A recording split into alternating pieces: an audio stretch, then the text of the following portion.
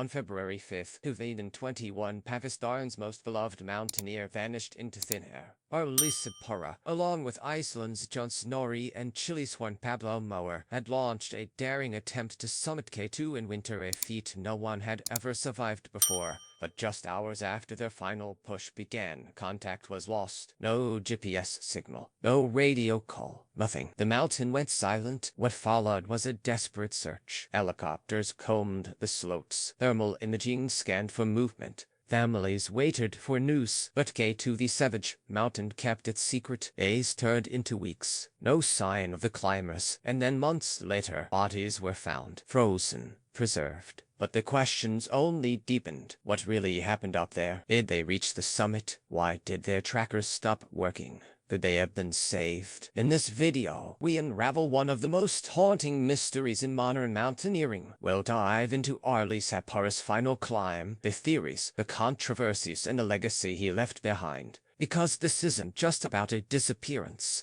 It's about courage, silence, and the cost of chasing greatness. This is the story of Sadpara and what really happened on K2. Sadpara was more than a climber, he was a legend. Born in 1962 in the small village of Sadpara, Pakistan, he belonged to the Baltoro Balti community, a people shaped by the Karakoram's towering peaks. From a young age, learned to navigate glaciers and crevices, growing into a natural high-altitude guide. Over the decades, he earned a reputation for unmatched technical skill and warmth. He summited nearly every 8,000-meter peak in Pakistan, including 4 times on formidable K2. International climbers sought his partnership because he combined mastery of the mountains with deep humility. But his greatest dream was yet to be achieved: a successful winter ascent of K2. It had never been done. Thousands had tried and failed, and many had died. Wasn't driven by fame. He carried no corporate logos, just grit and purpose. He was beloved in Pakistan, where mountaineering is both sport and national pride. His story carried weight beyond climbing. A black-skinned Pakistani guiding mountaineers from all over the world, connecting cultures above 8,000 meters. He was a bridge between tradition and modern adventure. In winter 2021, though older than most expedition partners, his resolve was firm. He teamed with John Snorri from Iceland and Juan Pablo Mower from Chile to attempt something no climber but him could possibly dare. And the weight of his legacy was tangible in every step. He had already defied altitude more times than most knew. But winter K2 was a different kind of Everest. The world watched and rooted for Sadpara. But even legends must face the forces that move the mountain, not just the man. In late January 2021, a small team assembled in Skardu, Sadpara, John Snorri from Iceland and Juan Pablo Mower from Chile. They were joined by Pakistani climbers and high-altitude porters, forming a tight-knit unit focused on a singular mission: winter K2 via the standard Abruzzi route. And like earlier expeditions, they carried minimal media presence and relied on deep experience. For weeks, they acclimatized by hiking to Camp 1 and Camp 2, conducting load carries and adjusting to temperatures plunging below 40 degrees C. By early February, deep storms had cleared just enough for them to push upward. They made simultaneous final rotation to Camp 3 ~7 doing M, then Camp 4 ~7 16 M, planning a summit bit on February 5. That evening, the 3 teammates began ascending from Camp 4 at midnight under clear skies and near calmer winds. Their route crossed the bottleneck, one of the most dangerous zones on the mountain. Endangered by hanging seracs and avalanches, they carried supplemental oxygen, but at a limited flow. They communicated via radios, sharing coordinate pings until their batteries drained or signals failed.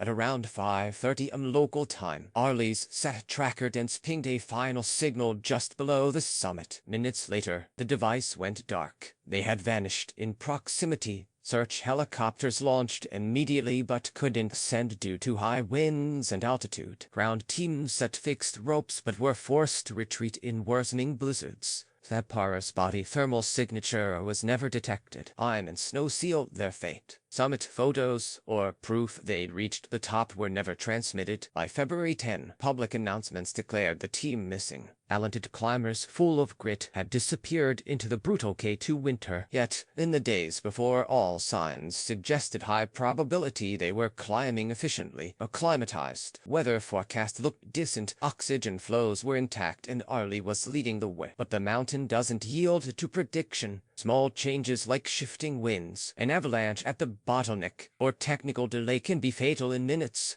What we know is a timeline cut short by technology failure. What we only suspect is the culmination of human risk and Himalayan fury. As the tracking signal dropped near 5,200 m just below the summit, panic set in. Sadpara, Nari, and Moa were officially missing. The rescue mission was launched at once, but the elements shut it down. High winds and technical failures grounded helicopters. Snowstorms closed in from multiple directions. Pakistani rescue teams and local porters deployed fixed rope systems, but progress was limited. The trail had been buried by drifting snow. Visibility dropped to near zero. Each step carried avalanche risk. Days turned into a week. By February 15, the UN-operated Disaster Management Authority issued formal declarations the trio had no chance. They shifted from rescue to recovery. An international volunteer effort pressed forward. In March, tragically, remains were finally discovered near Camp 4 at 7,600 m. Scan teams located what appeared to be the body of John Snorri in a crevasse. Days later, searchers unearthed evidence: frozen gloves, oxygen masks likely belonging to Moa. Arlie Sadpara's remains proved the hardest to find. Search parties combed terrain near the bottleneck without success.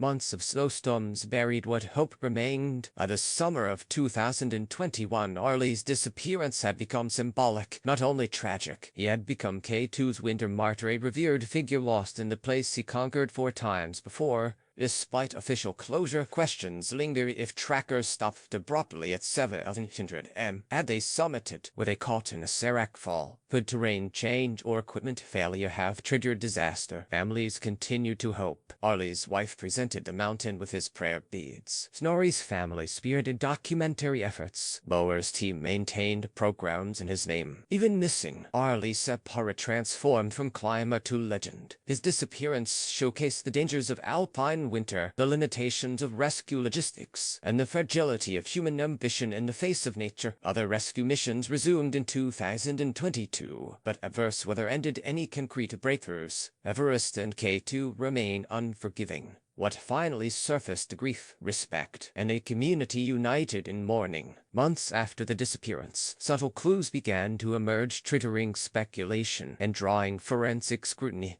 Late in 2021, photos from a Chinese crew appeared on social media, showing footprints near Camp 3 and Camp 4, not theirs, but intercepts that suggested the team passed through higher than previously confirmed. And in 2022, high-resolution satellite imagery and 3D terrain scans revealed new camera cache sites and potential equipment debris at 1820 m, just below the summit ridge. Some experts now believe the trio actually summited successfully. The sudden stop of their tracking device at that altitude suggests they neared or reached the top before catastrophe struck, not early on the ascent. So what might have happened? Theory 1: avalanche or serac collapse. K2's infamous bottleneck is guarded by massive hanging glaciers. A sudden serac collapse above 8,000 m could have swept them off route or even buried equipment and cameras. Theory 2: equipment failure or hypoxia. Weapons great cold could have caused oxygen regulators to freeze. Darkening exposure combined with exhaustion fields can induce cerebral confusion just when precise direction is vital. Theory 3: technical delay in weather turn. If the climbers spent critical time above the bottleneck staking out for rescue or regrouping, the window of favorable weather could have closed behind them, ironically trapping them above. What supports these theories? The final satellite ping occurred during mild weather, implying delays rather than chaos. No icefall signs were reported from lower vantage points, but debris field mapping matches a potential serac-related collapse. Cameras recovered by later teams, some linked to Arlie's expedition, included footage with extreme glare indicative of sudden weathering or shifting snow cover. Of course, none of these theories is conclusive. The mountain keeps its secrets, but reconstructing probable scenarios shows provides more than speculation. It honors critical detail, respects cultural memory, and centers the notion that seasoned climbers heard but unseen can vanish at the moments that matter most. And perhaps most poignant, if they did summit, it would be a historic achievement led by Sadpara, balancing centuries of K2 ambition and local legacy in a winter ascent that still eludes us.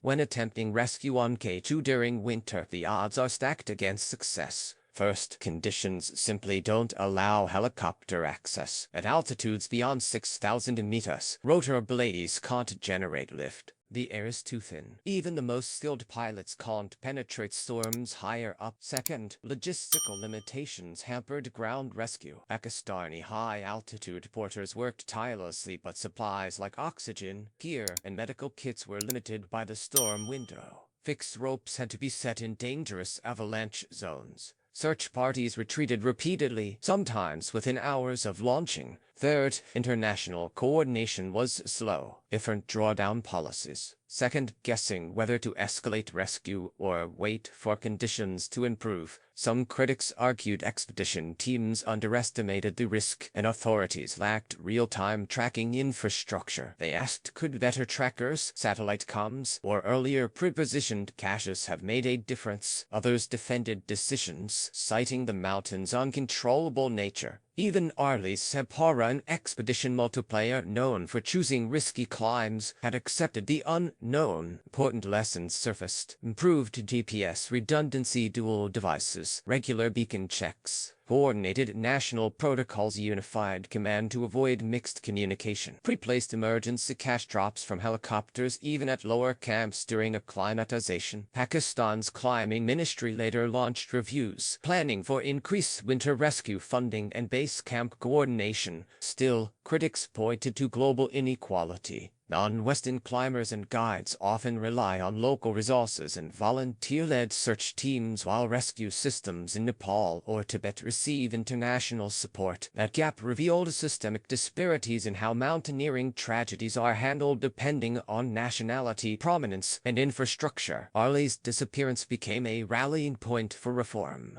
He didn't vanish alone, he exposed vulnerabilities in the whole system. When Sadpara, Nari, and Mower disappeared, grief rippled across Pakistan and beyond. Arley was not just a climber, he was a national icon. His appearance on K2 carried the hopes of generations of Pakistani climbers, especially from the Baltoro region. He bridged local knowledge and global climbing, embodying both ambition and humility. After his loss, communities honored him through memorial climbs and posts. The Pakistani flag flew at half-mast across Gilgit-Baltistan. Documentaries followed, led by mountaineers who credited Arley for opening opportunities for local guides and climbers. His disappearance triggered long-term shifts. Immunity-led safety programs emerged. Sadpara's family and fellow climbers launched the Sadpara Foundation. Scholarships fund young Pakistani climbers. Rescue gear and training now circulate in his name. Policy changes in winter expedition coordination. The Pak Mountain Council issued new guidelines, streamlined rescue protocols, mandatory satellite trackers, and access to emergency equipment for local climbers. Global mountaineering introspection. International sources re-examined calm acceptance of winter K2 attempts. Some guiding companies paused their own winter ascents to reassess risk mitigation and resource depth. Arley's legacy also highlights the economic inequity in rescue. Non-Western guides and sherpas like Sadpara rarely receive the same media attention or rescue coordination as foreign expedition clients. His case forced a reckoning. Lives matter equally, irrespective of nationality or sponsorship. At Alpine forums, mountaineers now debate not just technical routes but ethical responsibilities to local colleagues. Arley's death symbolizes more than a mountaineering loss. It marks a cultural milestone for Pakistani climbing autonomy. Across social media, his name remains invoked alongside phrases like K2 Winter Dreamer and climbing's conscience. For aspiring climbers, he is proof of courage. For experienced leaders, a reminder of responsibility. For the families, a call to continue what he began. Even without official closure, Sadpara's story endures. It's a story of sacrifice on the planet's most unforgiving mountain, a story that reshaped how local climbing communities perceive themselves. and a story that continues to guide not just those who climb K2, but anyone standing at the edge of possibility. Arlie Sadpara's final climb was more than an expedition. It was a mission rooted in pride, community, and deep connection to the mountains of his homeland. On K2's unforgiving winter face, time froze not just on the mountain, but in hearts across Pakistan. Arlie didn't just disappear, he became the mountain acknowledged him in winter. This story isn't about a fatal failure, it's about pursuit at cost. It's about the line between ambition and survival, and the ways community and legacy carry forward after tragedy. What happened to Arlie Sadpara reminds us that climbing is moral as it is technical. The bravest act may not be the ascent, it may be what you leave behind. If Arlie had truly summited before the storm cut communication, then his disappearance doesn't diminish his dream, it magnifies it. His memory now fuels change, search protocols, rescue training, global leadership. Arlie's name is etched not just in climbing history, but in cultural transformation. So, if this story moved you, help carry it forward, share it, talk about it. Let it remind those who climb and those who watch that some risks aren't just personal, they echo across generations. Arlie Sadpara's final climb is a story of loss, of mystery, and of enduring respect. But most importantly, it is a story that lives to guide the next climber who dares to chase that summit.